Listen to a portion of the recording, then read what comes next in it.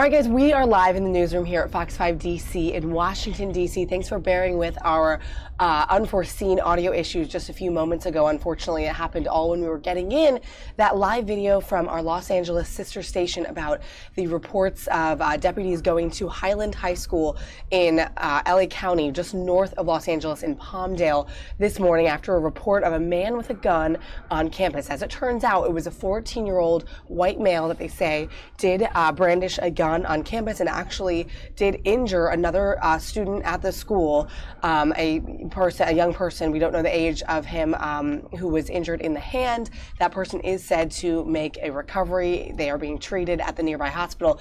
But unfortunately, we lost all of that live picture because the audio was not working. So we're going to replay what we do know about that one person who has been detained by authorities in Los Angeles County. So again, here is the video that we just showed a few moments ago, unfortunately, that it didn't work, but now this should be good for you guys to listen in. So here's the report, check it out.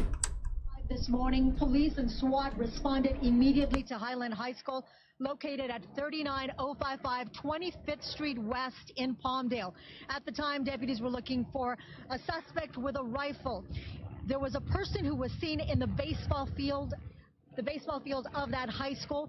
Now, about 7 miles away from Highland High School is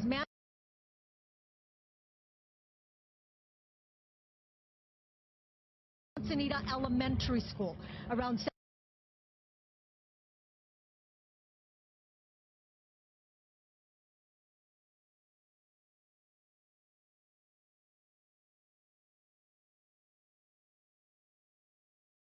Elementary School. Around 7:30 this morning, authorities received information about an active shooter at that location. Deputies investigated and searched the campus and found nothing. But just a few minutes ago, we started getting reports of a white male reportedly wearing a bulletproof vest, and now they are investigating once again that location at Manzanita Elementary School. What we know so far is that one person has been arrested at Highland High School. There will be a briefing later this morning held at the mall here in Palmdale. We've also received unconfirmed reports that one person was injured, and we are trying to get that confirmed. Authorities are asking people to stay out of the area and just let them conclude their investigation before they come in here. They have a large perimeter set up, and they're not allowing anyone. You can see people standing around just taking a look, and a lot of the students. Now, you two go to the high school. Yes. You did. Did you receive an early text? What happened? I found out through just I was leaving my house and there were a whole bunch of sirens. I live like a block from the school, and as I was leaving my house, a girl stopped my car and told me that there's shooting. She was crying, and that to not go to school because there's an active shooter on the campus. And how about you? I heard it from a group text. As soon as I got the text, I was like, oh, I need to go. Like, I went to her house, and Make sure everyone was safe. That we were okay. What do you make of this? The first thing we did was just text everyone that we knew, called them, made sure that they were safe, because that was the first thing that we wanted, to make sure that all of our friends and loved ones were safe. Yeah, and we never would have thought that this would have happened to our school. I mean, school shootings are things that you just see like on the news, but we never would have thought that this would have happened to us. Absolutely, and that's what everyone is saying, that, you know, you never expect that to happen at your school, and when it does, it's just a horrifying feeling. Now, we spoke to this lady earlier. She has a student at that school. There are some other parents here as well. Would you like to speak, ma'am? No, she doesn't want to talk. But as soon as we get more information, we understand that there will be a briefing held at the Palmdale Mall. I'm not exactly sure the name of the mall, but it's in Palmdale, and we are supposed to move to that location to get the latest information. I'll send it back to you guys in the studio. Gina, is there any update on where parents can go? You see a couple parents there, but is there a center or where they're directing parents to get more information about this? Because I know a lot of people are they're very nervous about it. Absolutely, and what you're looking at right there, Megan, you can see a lot of the parents, they're just standing around. This is as close as we can get to the school. They're not able to communicate with their kids who are in class still, inside the school. They're not letting anybody in or out. So far, they have not released information as to where parents can go. I know that they will be having this briefing shortly, and I'm sure once they do, they'll give us that information. But for now, all they're saying is please stay out of the area. You're not allowed anywhere near. We're about a block away from the high school.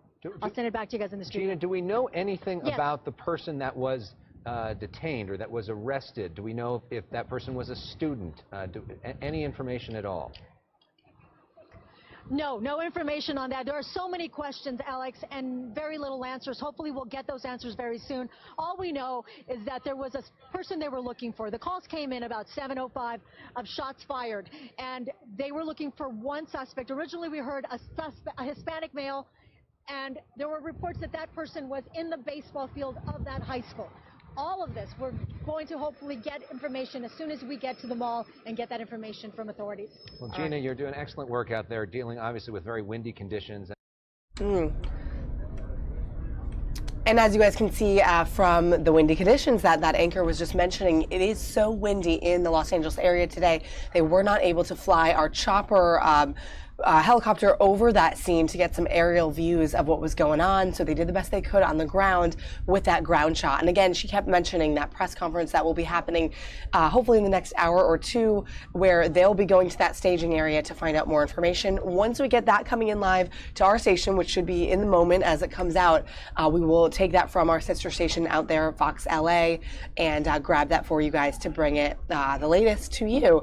But unfortunately, a sad situation there. Grateful that it wasn't larger than it could have been, but a 14-year-old with a long gun on that high school campus did injure one student, is what we were hearing. That person is expected to recover. So once we have more information on that, any other stories, any press conference that becomes of that story, we'll bring that to you live right here on our stream. But for now, guys, that's the biggest news item that we have going on right now.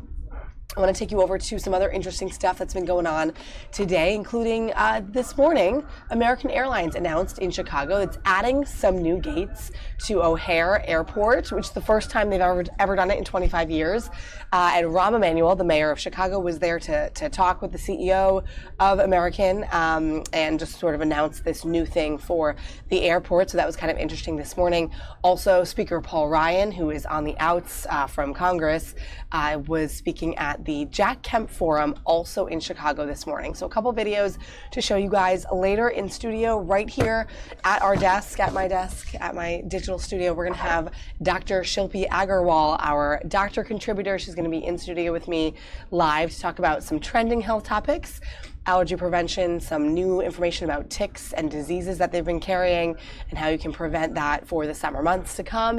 And we'll have some good health expertise to come on the show. So if you have any questions or any thoughts regarding that, please let us know in the live chat. We'll be here to show you all of that coming up shortly. But for now, kind of a live look at our quiet newsroom today. Not a ton popping out at us live. Right now we have a couple streams coming in of a soldier funeral procession in Loveland, Texas. Check it out right here. These are some aerial views of that procession going on in Texas, and that's what we have live coming in from our network. So again, when we do have that press conference regarding the 14-year-old with the gun in Los Angeles, we'll bring that to you live. But let's check out this announcement from American Airlines. Kind of a big deal. First time in 25 years, O'Hare adding some gates, making it that much more crazy and busy over in Chicago. So listen into this announcement. And Manzanita Elementary School. As soon as we get more information here from our newsroom.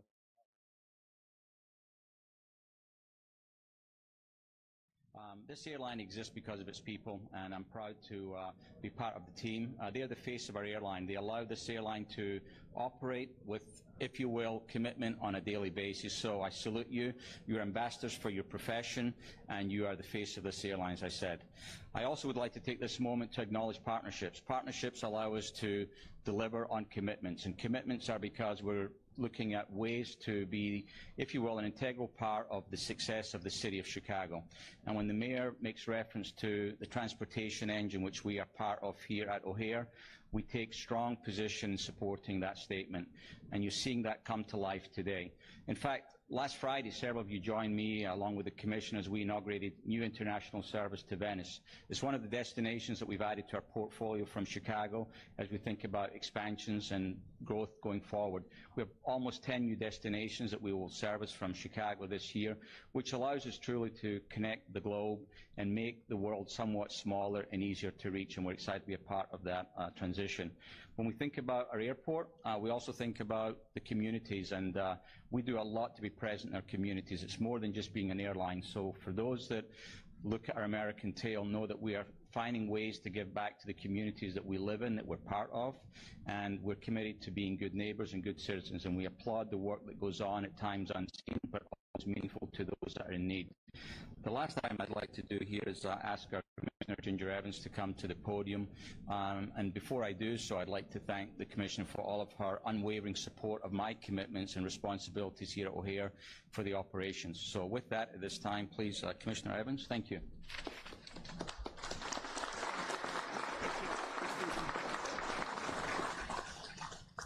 Thank you, Franco, my partner. Good morning. Welcome to all of you to O'Hare International Airport. Thank you for joining us to celebrate this momentous event. O'Hare today is one of the busiest and definitely the best connected airport in the world. But we all know that aviation is a dynamic industry. We expect that by 2030 there will be 14 billion passengers globally. So we intend to be at the leading edge of serving that demand. Chicago must maintain its leading position in aviation. We have to have modern infrastructure, and we have to have more gates, many more gates. So what you're seeing today is step one of a very important long-scale expansion. After 25 years, which in aviation is a very, very long time, we are opening the first new gates at O'Hare, thanks to the commitment of our partners at American Airlines and the leadership of our mayor. Later this year, American will open the first new hangar at O'Hare in 40 years. So this partnership started when I came here 3 years ago. We're building momentum, and that momentum is going to continue. These 5 gates will go a long way in improving service across the board for O'Hare, with better on-time performance and more choices.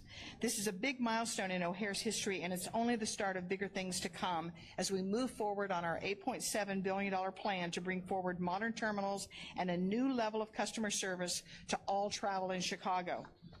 I want to thank Doug Parker and his entire team at American Airlines. Amanda, Ron, Franco have worked tirelessly to bring this facility to completion this year. I remember when we negotiated the deal, we agreed on terms, and a week later my phone rings and it's the mayor, and he goes, "Do you have the lease signed yet?" And I said, "Mayor, it's only been a week." And he said, "I just thought it would go faster." And so we had a little bit of pressure from above to get this moving. But I do want to emphasize what Franco said. In just the last week, American started new service to Venice and Vancouver from Chicago and announced new flights to Honolulu and 4 islands in the Caribbean. This year alone, since January, we have announced 15 new international flights at O'Hare.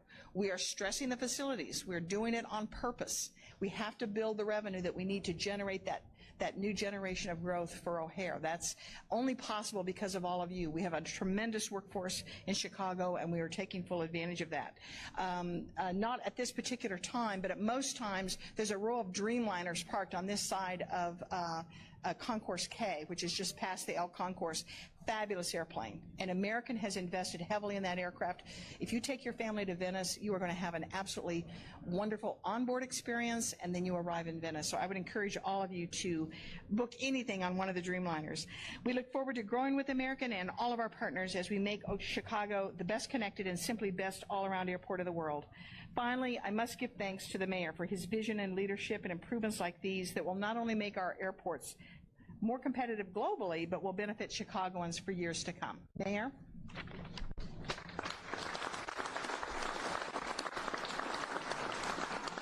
Thank you, Ginger. Before I begin to talk about airplanes, aviation, runways, to all the mothers in the room and all the mothers out there, happy Mother's Day, and let's give our mothers a hand because we wouldn't be here without them. And I just can tell you for sure that this is one Jewish kid who's going to get a call from his mother. Why didn't I single her out particularly? Mom, I'm thinking of you right now.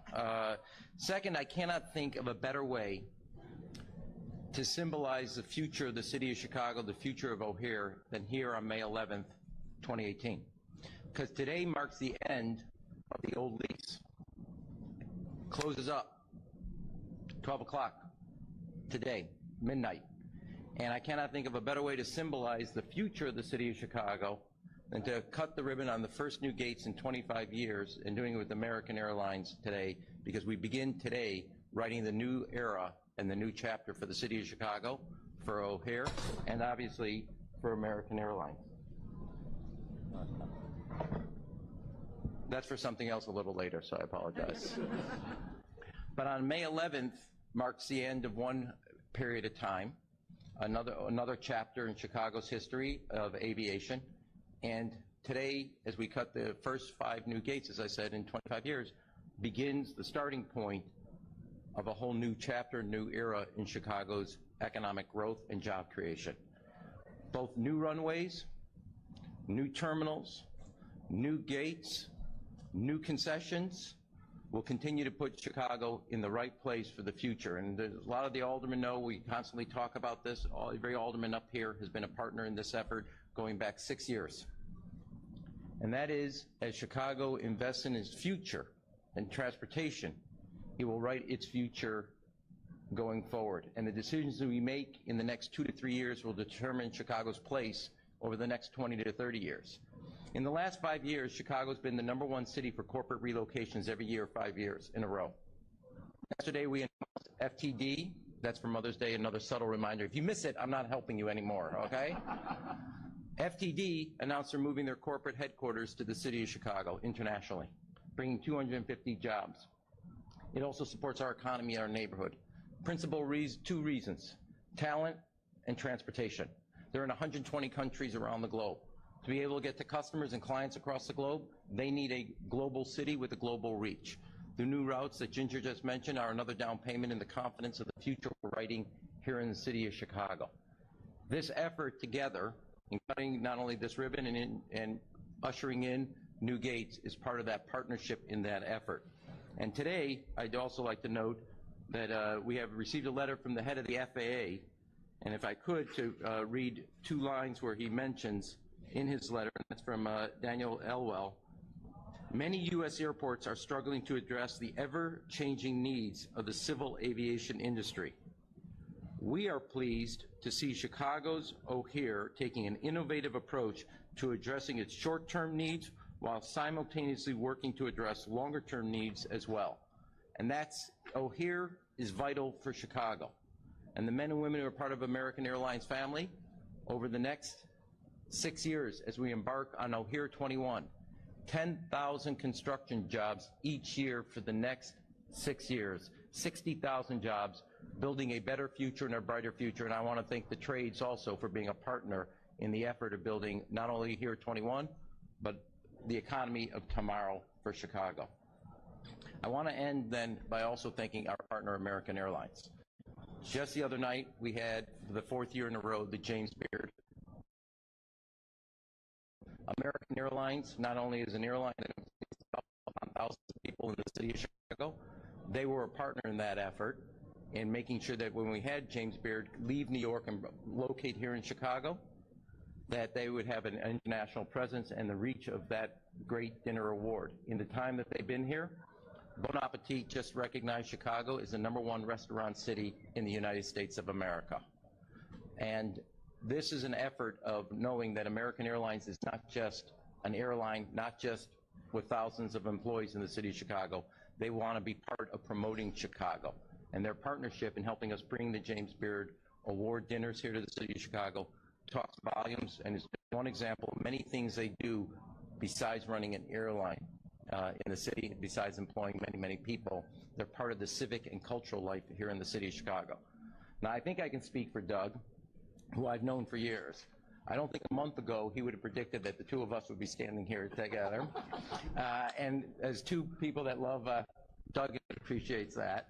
But the good news is Doug's a tough negotiator, and I respect that immensely. He is strong in the same way that myself and the city council members have been strong in what we think is right for the city of Chicago. But both of us knew that yes, it would win for airlines, for employees, and a win-win. Enough of the personal stuff. Thank you everyone for being here. Thank you, Mayor Emanuel. I actually was confident we'd be here a month ago together because I knew you'd come to your senses. And a rebuttal.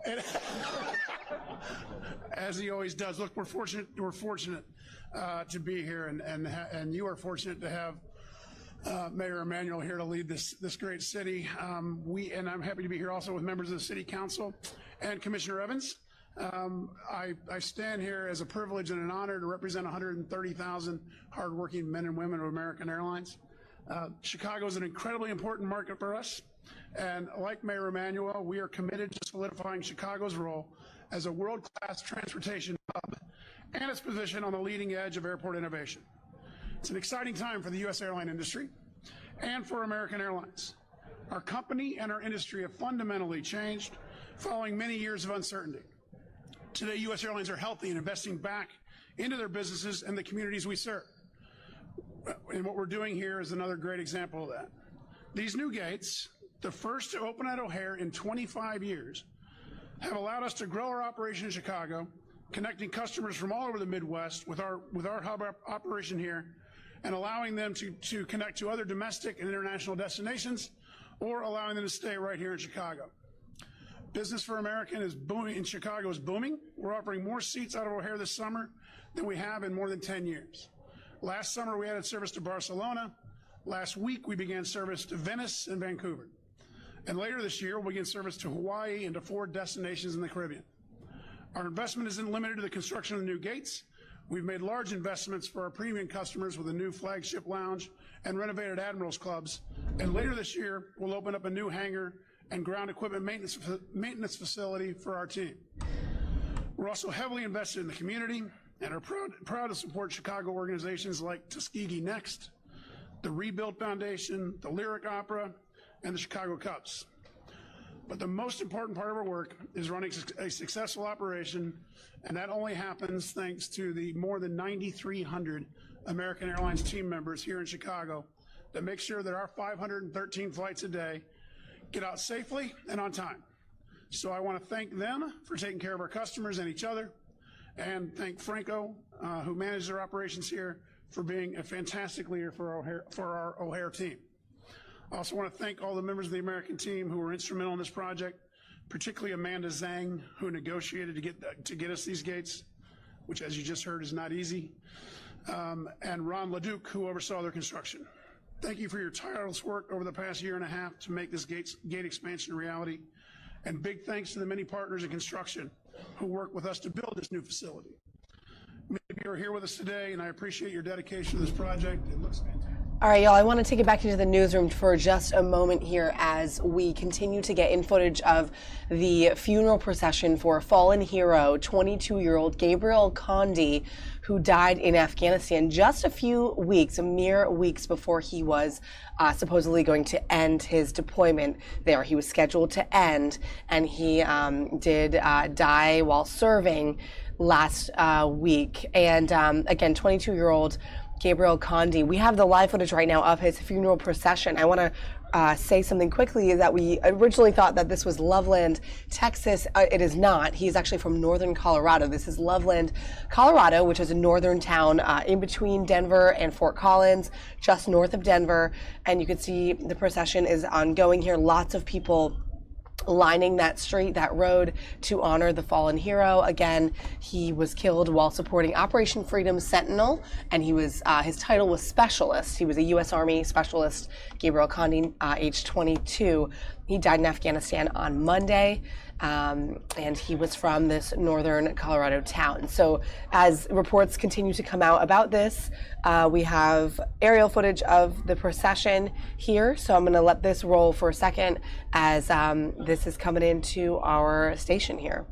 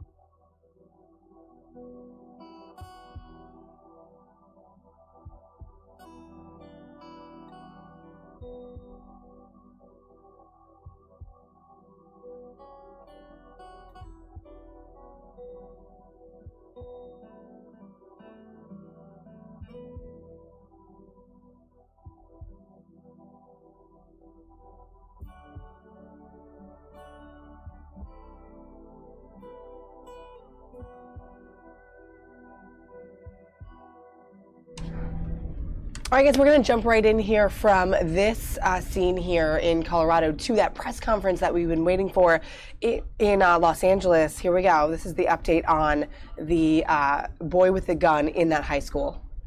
The incident developed. The deputies converging on the area, developed information, and started actively searching for the suspect. Working closely with law enforcement partners and information that was coming in, they were ultimately able to locate that suspect, 14-year-old, and detain him. And a short time later, with an extensive search, we were able to locate a rifle that we believe was used in this incident. Shortly after this incident, we received a call. After this incident began, we received a call about a local area elementary school, Manzanitas, indicating there might be something occurring on that campus. So immediately, tensions rose to determine was there multiple incidents or somebody on the move. Deputies rapidly responded to that campus, deployed on that campus, and quickly determined it was not the case. There was no threat to that campus whatsoever. I do want to say first off right now that there is no threat to public safety that we're aware of to any school campus right now in the Antelope Valley.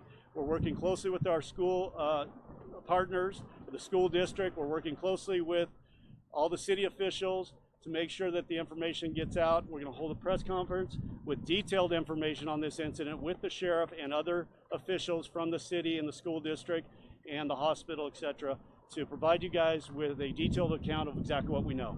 Obviously, it's an active investigation. We're continuing to search warrants potentially. We are following up with the timeline of this. We're trying to determine what led up to this, and obviously we're going to be looking closely at this suspect or subject as a juvenile in this case and determine what might else be involved here and whether there's any bigger plot going on here. Right? Any idea of the motive? Right now, I don't have specifics on a motive. That's being looked at by our investigators. Obviously, we got the FBI out here as well working with us. Anytime there's a school-related incident, we all come together. All of our partners in law enforcement work closely together to try and determine exactly what happened. So quickly evolves, it quickly unfolds. In this case, the training, Palmdale Sheriff Station trains for these types of incidents. So they were there quickly, they deployed quickly, and it looks like it worked as it should today. Unfortunately, that may be a result of why we were able to put an end to this so quickly was this rapid deployment and rapid response. But don't have the motive. Did it happen inside the school? Did it happen outside the school? I don't have all the specifics on the shooting itself. I can tell you that I'm told it occurred on campus or right near the campus, and I'm told that there were other students in the area that hadn't even made it to school yet, but were in the area that were quickly evacuated by deputies or removed from the area. Many of them, as you may have seen, were taken over here to the Antelope Valley Mall where they could be reunited either with their parents or with school officials and keep them out of potential harm's way. We had a dynamic incident occurring as we're trying to locate this suspect, so we're taking all precautions at that point and trying to determine where did he go and what's the next course of action we as law enforcement agency need to take. And did the suspect shoot himself in the hand also? I don't have the specifics on that, sir. Okay. Yeah. Captain, how about a time before classes actually started? So we got the call about 7:05 a.m. Yeah. The first call came in at 7:05 a.m. and a number of calls came in, 911 calls, indicating about this threat and potential active shooter. And immediate deployment occurred from our agency. Is there any other questions I might be able to answer? Again, we will hold a news conference at 3 p.m. right here with the officials of the head officials of these agencies, including Sheriff Jim McDonald. So please, we ask you to come for that. Your name again? From the time that the shooting was reported to the time the suspect was taken into custody? I don't have the specific timeline. We will get into more detail on that at 3 p.m. Because that'll give us an opportunity to actually break it down. I don't want to misspeak in terms of the timeline. I can tell you it was fairly quickly. It wasn't minutes, but it wasn't hours. The gun was not recovered where he was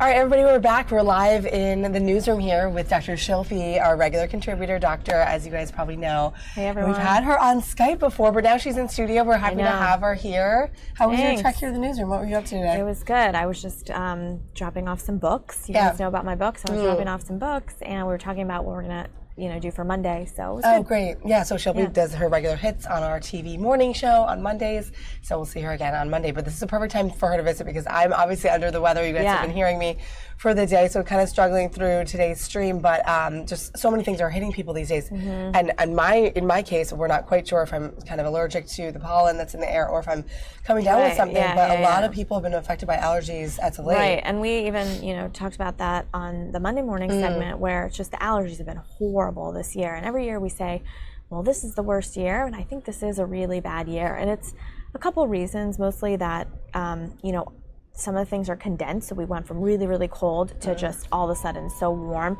that everything kind of bloomed very quickly.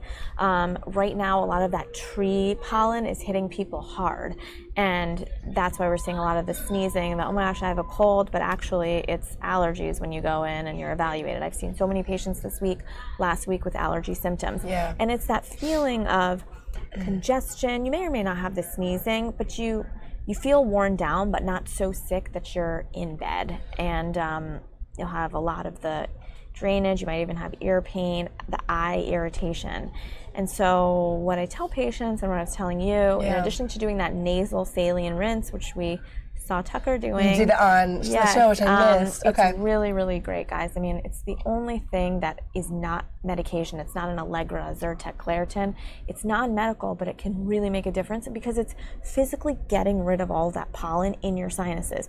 And it seems weird, you're squirting up a bottle with the saline. And you breathe it in as you do it, or? You don't even need to. You mix up the saline in the kit. So I tell patients to get the NeoMed Sinus Rinse. There's also one by Clear, XLEAR, which is another brand. But either of those, you put the packet in and you put distilled or bottled water because you don't want to use tap water. That can introduce bacteria into the sinuses. You just lean your head over, squeeze, and the pressure of the bottle, the way it's designed, will make the liquid go up through one nostril and out the other, and in the process it's cleaning out your sinuses, which are up here. Wow. So you know how you were saying, I feel a lot of pressure right here in the face. If you push that up through there, it would clean out the sinuses and clean out any debris, gunk.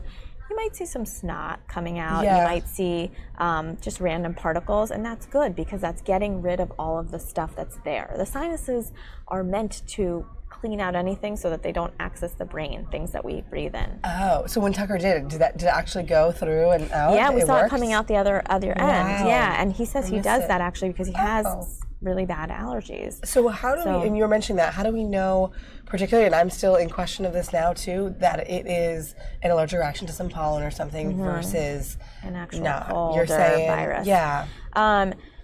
So the fever is a good indication of it being a virus or some kind of other illness. You might feel hot and cold or warm, but actually taking your temperature and allergies, you should not be having fevers. The other thing is if your symptoms are really bad at certain times of the day, so early in the morning when the pollen burden is very high, you wake up in the morning, all of a sudden things are bad, or at the end of the day, if that's when you're saying, okay, my symptoms are really bad, that's also indicative of allergies. And then the eye irritation, we really don't see that unless you have kind of like a viral, what we call conjunctivitis, or an eye-specific issue. You don't see that unless it's allergies.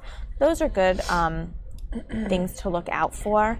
And then the cough you have usually is just drainage from the sinuses. So there's a lot you can do. Like in addition to the saline rinse, I always will tell people shower before bed. You've got to get everything off that you were outside and exposed to in terms of the pollen. You should change your bed sheets and pillowcases at least once a week, but if the pillowcase, for sure, you should change it twice or 3 times a week. Oh, wow. To get rid of any pollen that's there. And then try to stay indoors. I know it's hard because the weather is so nice, right? And it's finally nice in the DMV, so we're like, oh, let's eat outside, let's do this. But the more you expose yourself to outside, doing these outdoor runs, the more you're going to get affected by the pollen. Interesting. So speaking of that, will there be a difference when you're inside versus outside? Like, hey, I know I'm having an interaction, but if I come in, I'll be okay. Is that the case, or will you kind of continue to have those symptoms throughout? Well, you may continue to have them because you've been exposed by going outside, but let's say you came inside, showered, your symptoms should get better. If they're not really getting better, then maybe it's something else. But that's interesting. You should try the medication plus the non-medical stuff. So the showering, because it also, the other thing is pollen sticks to places like eyebrows. If you're wearing hair gel, it's a ton of pollen will be stuck to that. So wash your hair, and you know, doing that plus taking a medication. So Claritin hasn't really been working for a lot of my patients, so I've been saying do Zyrtec or Allegra. Sometimes people will feel a little bit sleepy with Zyrtec, but I think it's a great medication, Zyrtec, Allegra, and that takes at least a week or more to kick in. Yeah. And if it's really bad, I will also tell people to use the nasal steroid Flonase or the Nasacort. Okay. Those are over the counter too. And I've heard, so this is interesting too, can you acquire allergies in your older age? Can it change? Oh, for sure. Because I remember growing up not really having it, and now I'm in question. How does your body change, and why does it do that? So your body gets exposed to different things. And for example, you weren't born and bred in the DC area, right? No. So if you come into a new environment, or I see it a lot of times in my college kids that are my patients where they say, well, I've never had allergies my whole life. Well, here in DC, you get a lot of allergies first time because your body is seeing these new, we call them, you know, antigens or new things in the body that it's never needed to make a response to. So all of a sudden it sees these different pollens and it shoots out histamine, and that's to fight off the pollen. But these medicines are called, again, antihistamines, because histamine is what really makes your eyes water, it makes your ears clogged, it puts your body into full attack mode. Yeah. And for anyone that is in question about what to take, I know the three, everyone's always talking about the brands. What's the differences in them such that one of them kind of makes you drowsy, one of them might not be as strong? They're generally all kind of the same. They're very, very close. Cousins isn't even the right term because they're so similar. Just slight differences in their makeup, or scientifically the isomer of them is slightly different, but they're all kind of the same. The reality is some just work better for other people than others. You know, I've had patients who said, I've been on Claritin for years and it's not working for me, and they switched to Zyrtec and they're fine. Or Allegra's the only thing that works for me. So give it a try. And a tip that I will say to you is, even though these are all over-the-counter medications, if you can get a prescription from your doctor and you know one that you're consistently buying, also ask your pharmacist how much it would cost you with insurance, because I just found this out that my patient said, I bought Zyrtec over the counter and it was, or Flonase or something, and it was, you know, the $25-30, but then I got the prescription and it was only $10. Really? Yeah. So interesting. Good tip. You could see that. Yeah, you could just compare prices. Wow. So as we go into the spring months, that's the big talker. We're talking about allergies for weeks now, and we'll see sort of where that goes in DC. I know, like you said, the pollen is off the charts this year here. Okay. Yeah, and check.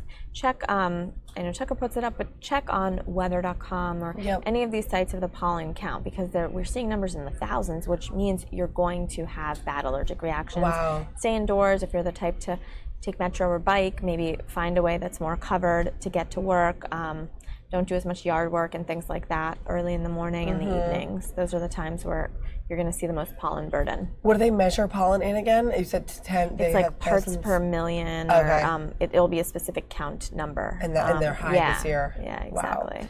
So another topic that we want to talk about today as we go into the summer months, and there's so many things we can talk about as we go into these warm weather days, is actually ticks and the outdoors. Yeah, so ticks, mosquitoes, they're we're scary. seeing that all the time, and then we only hear about the really bad cases. But they're everywhere, you guys, and you gotta protect yourself, but be smart about it. I know we were talking about this one disease that was identified, tick-borne illness, and that's really uncommon. Of course, there are certain scary things like Rocky Mountain spotted fever and what you're mentioning about this tick-borne illness, where people can get extremely sick and they're hospitalized and there's a high mortality. You know, largely that's not the case. When you do get a tick bite, we're concerned for things like Lyme, right? And Lyme, you'll present with a rash, maybe joint pain, some fevers. That does happen in the area. The best advice I can give you to protect yourself from ticks is showering every day because that will remove a lot of the ticks that may be attached. Some people don't necessarily always do the everyday shower, but a tick needs to be attached for at least 36 hours to transmit Lyme. So if you're showering every day and you got rid of the tick, then your chances are a lot lower. Wearing bug repellent, so things with DEET in it, there's sometimes controversy with DEET, but we know from all the studies that it's really not harmful for you. It's going to help get rid of mosquito-borne illness. It's going to get rid of ticks. And then being reasonable about what you're wearing, right? I mean, if you're laying in the grass, be careful not to wear very, short shorts and uncovered arms. Just wear lightweight clothing. That's also going to protect you from the sun. So it's kind of you get two. It's a no-brainer. The 36-hour thing is interesting because that's why when you were little, your mom wanted to kind of screen you for ticks after you went to the woods because there was still time to remove them. Right? Yeah, right. And to so interesting. The story Shilpi was mentioning is a story that Fox 5 actually took from that report earlier this week. They found an East Asian tick that was spotted in New Jersey that had the potential to carry basically this sort of rare, but they're calling it, what is it called? SFTS, which is severe fever with, you can read that word, thrombocytopenia. So that basically means your platelets, which help you to clot, completely go down, and then you have risk for bleeding and things like that. And it can cause a lot of complications, but again, this is rare, so I don't think you guys should worry so much about that. But I do think in the area that we live, we should worry about Lyme and we should worry about mosquito protection. There's a lot of different viruses out there that are being transmitted by mosquitoes too. Yeah, so it was the study just found that this new tick had the potential to possibly carry this disease that could potentially kill someone within 48 hours, and that was sort of the grabber headline that everyone was using. It was scary. Definitely not something you want to read, but it was really just kind of upping the ante for, hey, protection. Protect yourself when you think you could be exposed to ticks. For sure. And I think ticks are sometimes hard to spot, even for someone tiny, who I'm supposedly trained, but I've seen not as many ticks in my career as I would have thought. Usually either they've removed them or they're so small that the parent, if it's a child, says, well, I just didn't even notice it. They're very, very small. Let me show you this tweet that the CDC actually put out as we've been talking about this, and I know, Shilpi, you kind of tuned me into this. Check it out. They put out this tweet saying ticks can be the size of a poppy seed, that small. I know. Can you... And they put this, hard. They did the opposite. I think I see some. I see like 2 or 3 now. Yeah, you can kind of see. Let me see if I can put my cursor over it. But you can tell I kind of superimpose them in here to show you. But there's one, right? There. And then to the left. And then are they down here? These two? I think so. I couldn't tell. Okay. I think it's those two just on the bottom. Barely, but you can see they're just the size. Yeah. Can you guys see those? I know. Isn't that crazy?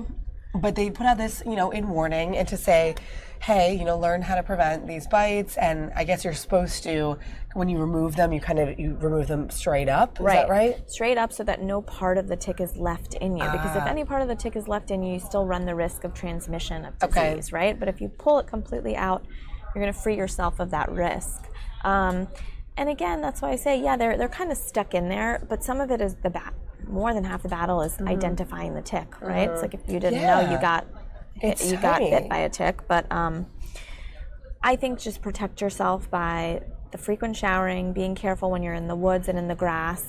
Keep your grass cut really short because that's another thing. They hang out in these sort of bigger grassy areas. Would you feel them if they were in you a lot, if you rubbed your hand along your skin? Are they so small? You would probably feel something. Sometimes you would feel kind of a bumpy texture. And though, it varies, the ticks that I've seen where people were really concerned about Lyme, or I see the red rash, it's a bullseye rash. If you ever see a bullseye rash, you got to call your doctor. That's associated with Lyme. The ticks are pretty big to the eye. These are like baby ticks that they're showing on this muffin. I don't think we're going to eat poppy seed muffins anymore. I know, right? Oh, so unappealing. That's interesting. And bug repellent, and you should be good. Good advice going into the summer. Anything else spark your interest this week with health news? I don't know what we've been reading about. It's mostly that stuff. I was just reading something about that There's a lot of challenges going on with these teens that makes me a little bit nervous. Deodorant what is this? So it's apparently that you spray. I know first it was a Tide Pod, then the condom. Then I know. First, you spray your arm, or I guess you spray somebody else's arm with the aerosol deodorant for as long as they can tolerate. The problem is it's under such high pressure, and the actual material, it's creating burns on people. Because it's what's in it that would create that burn. Yeah, and also the pressure of it is so high. You know, if you've ever noticed, like if you spray, and so one girl, she had horrible burns. She's going to potentially have to get skin grafts now. So if you know young kids, ask them about what is going on out there, and they might be hearing about these challenges. This is the first time I ever heard about it, was reading the news, so I'm sure it's circulating around there. Yeah. I thought that was very dangerous, but there's all these different crazy things for kids. That is crazy. I did hear about that. I wasn't quite sure the details of that, but I guess they could do that with anything with aerosol, right? They're just kind of trying to get a spray bottle. Right, yeah. I wonder why. I don't know, but she got badly injured, so be very careful if you have kids or if you have nieces and nephews or neighbors. Be careful. They got to be monitored. Good advice. It's always something new. Yep. There always is. So a lot of good stuff today, guys. How to kind of decrease the pollen that's in and around our environment. That's really the biggest thing I'm seeing in the office right now is the pollen, the allergies. If you're not sure, if you're kind of teetering under the weather, try allergy treatment because it could be what's going on with you. Okay. I think. Good advice. Yeah. Awesome. Good talk with Shilpi today. Yeah. And I'm going to be asking her for some personal advice as well with my own, whatever I'm going through. Could be Hopefully allergies, you'll come back next week. Yes, stronger and good. Yes. But speaking of health and drugs, we're going to go right over to the Rose Garden where President Trump is going to be speaking on low-cost drugs for Americans right from the White House. We'll conclude the show with that stream, but we want to thank Dr. Shilpi for coming to the studio. Of course, yeah, anytime. Talking about health, and we'll see you guys again on Monday. Hopefully I am refreshed and good to bring you guys a new stream on Monday morning. Yeah, we got to get you strong again. Yes. Okay, so enjoy this speech, guys. We'll throw on President Trump, and then we'll close it down from there. Have a good one.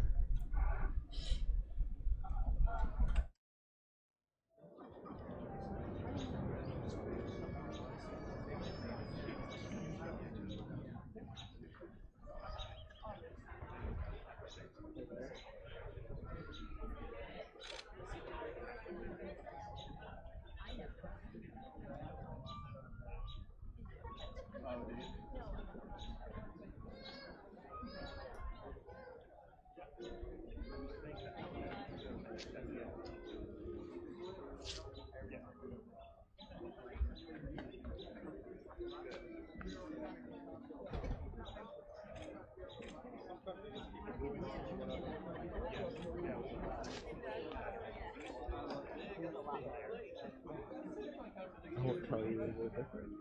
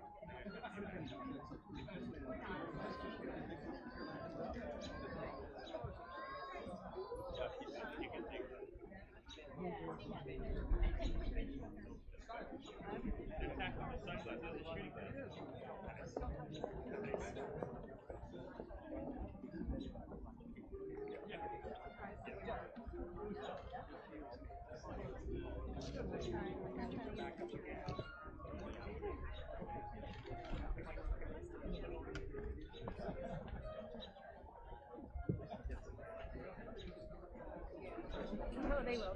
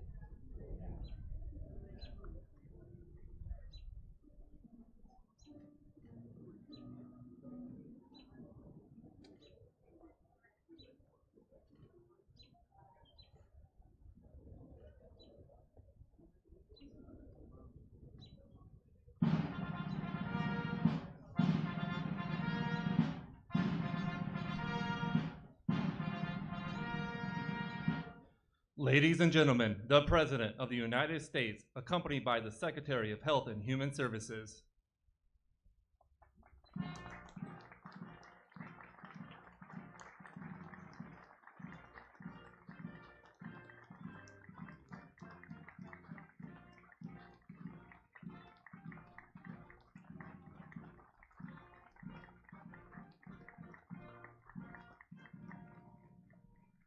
Thank you very much. Thank you, please. And I want to thank Secretary Azar, Secretary Mnuchin, Secretary Ross, Ambassador Lighthizer, Commissioner Gottlieb. Scott Gottlieb has done a fantastic job. Where is Scott? Huh? Stand up, Scott. Stand up. And right to try is happening, right? We have that moving? Right to try, so important. Administrator Werner, Director Mulvaney for being here with us today in the beautiful Rose Garden at the White House. We're also honored to be joined by Senator Bill Cassidy. Senator, where's Senator Cassidy? Please. Please. One of my great friends, Senator Orrin Hatch. Thank you, Orrin. Thank you. Congressman Michael Burgess. Michael, thank you very much. Thank you. Thank you, Michael. Congressman Buddy Carter. Congressman Greg Gianforte. Hi, Greg. And numerous state officials from all over the country. Today, my administration is launching the most sweeping action in history to lower the price of prescription drugs for the American people. We've wanted to be doing this. We've been working on it right from day one. It's been a complicated process, but not too complicated. And today it's happening. We will have tougher negotiation, more competition, and much lower prices at the pharmacy counter. And it'll start to take effect very soon. My administration has already taken significant steps to get drug prices under control. We reformed the drug discount program for safety net hospitals to save senior citizens hundreds of millions of dollars on drugs this year alone. We're also increasing competition and reducing regulatory burdens so drugs can be gotten to the market quicker and cheaper. We're very much eliminating the middlemen. The middlemen became very, very rich, right?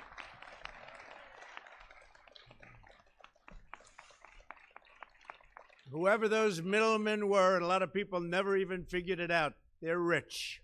They won't be so rich anymore. Last year, the FDA approved more than 1,000 low-cost generics, the most in history, which has already saved the American people nearly $9 billion. Thank you, Scott. Next, we're going to take on one of the biggest obstacles to affordable medicine, the tangled web of special interests. Not too many are sitting here today, but they used to be here all the time. The drug lobby is making an absolute fortune at the expense of American consumers. No industry spends more money on lobbying than the pharmaceutical health products industry. Last year, these companies spent nearly $280 million on lobbyists. That's more than tobacco, oil, and defense contractors combined. Health insurance companies and other providers spent another $200 million to protect the status quo and to keep prices artificially high. And they've been very successful doing it for many, many years. Everyone involved in the broken system, the drug makers, insurance companies, distributors, pharmacy benefit managers, and many others contribute to the problem.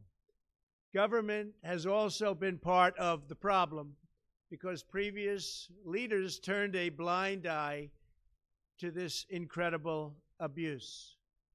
But under this administration, we are putting American patients first.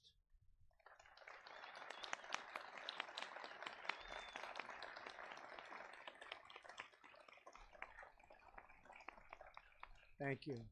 I've instructed Secretary Azar to begin moving forward on reforms that will bring soaring drug prices back down to earth.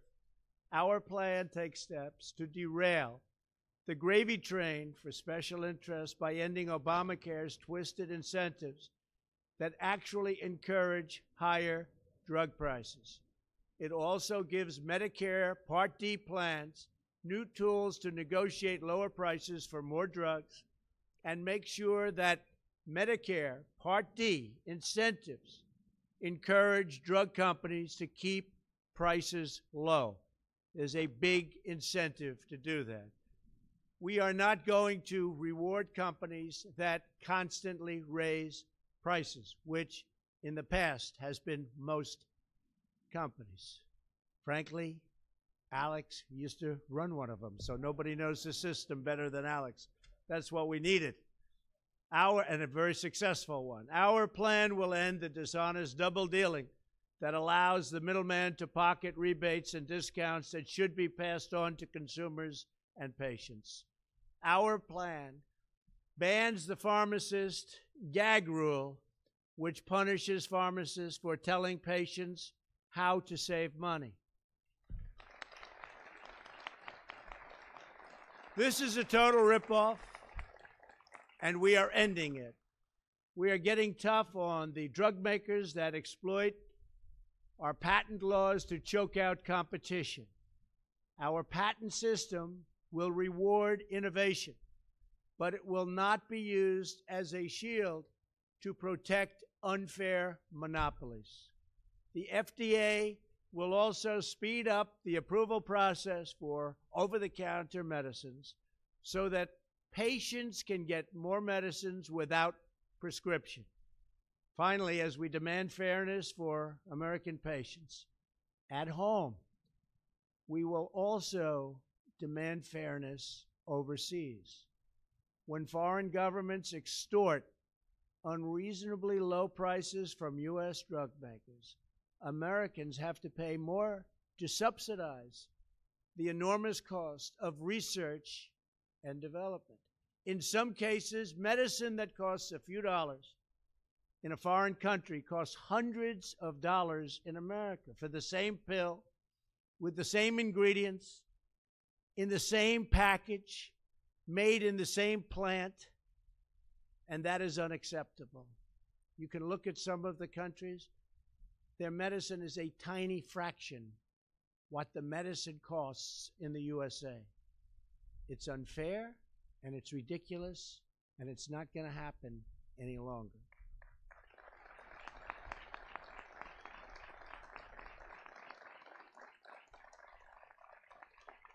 It's time to end the global freeloading once and for all. I have directed U.S. Trade Representative Bob Lighthizer to make fixing this injustice a top priority with every trading partner. And we have great power over the trading partners. You're seeing that already. America will not be cheated any longer, and especially will not be cheated by foreign countries. The American people deserve a health care system that takes care of them, not one that taxes and takes advantage of our patients and our consumers and our citizens. These reforms are just the beginning. In the coming weeks, we will work with Congress to pass legislation that will save Americans even more money at the pharmacy. For that, we need the help of Congress, and we think it will be forthcoming. We will work every day to ensure all Americans have access to the quality, affordable medication they need and they deserve. And we will not rest until this job of unfair pricing is a total victory for the USA. It will happen, and it's going to happen quickly. So thank you again, everybody in the audience. Thank you, Secretary Azar. And I'd like to ask the Secretary, a very talented man, to come up and do a little explanation, because we're going to see those prices go down. It'll be a beautiful thing to watch. Thank you, Mr. Secretary.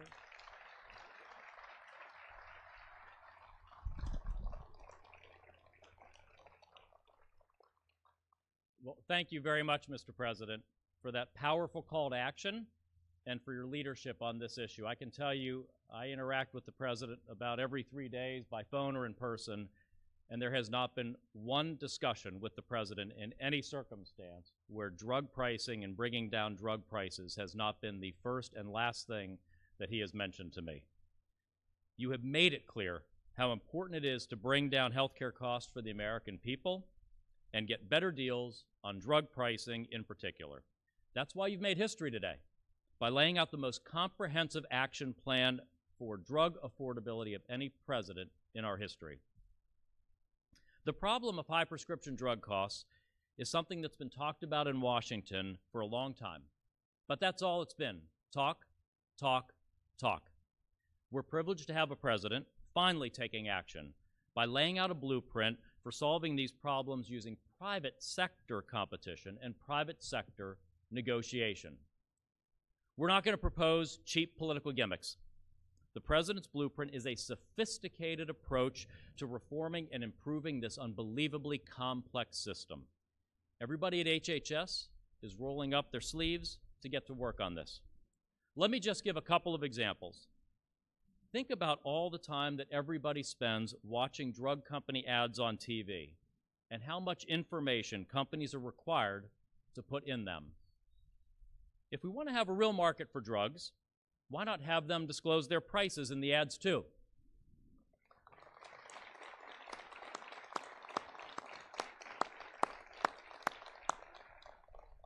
Consumers would have much more balanced information, and companies would have a very different set of incentives for setting their prices. We're immediately going to look into having the FDA require this. President Trump has called for tougher negotiation and better deals, so we're going to deliver on that too. Our blueprint brings the latest negotiation tools to our government programs. It also expands private sector negotiation to parts of Medicare, where right now, HHS just gets the bill and we pay it. These are just some of the more than 50 actions that HHS has planned or has under consideration in the blueprint for action released today. This is not a one-and-done deal. It is a comprehensive process, and as the President said, it will take time to reorder an entire complex multi-billion-dollar system of our economy. But we are going to drive real change in this system while continuing to lead the world in innovation and patient access to medicine. So thank you again, Mr. President, for your vision, your leadership. We're eager to get to work. With real competition and with the right incentives, your blueprint is going to finally put American patients first. And at this point, I will be joining Sarah Huckabee Sanders for the press briefing this afternoon, able to take questions to provide more detailed information of all of the elements of the President's plan. So thank you very much. Thank you, everybody. Thank you very much.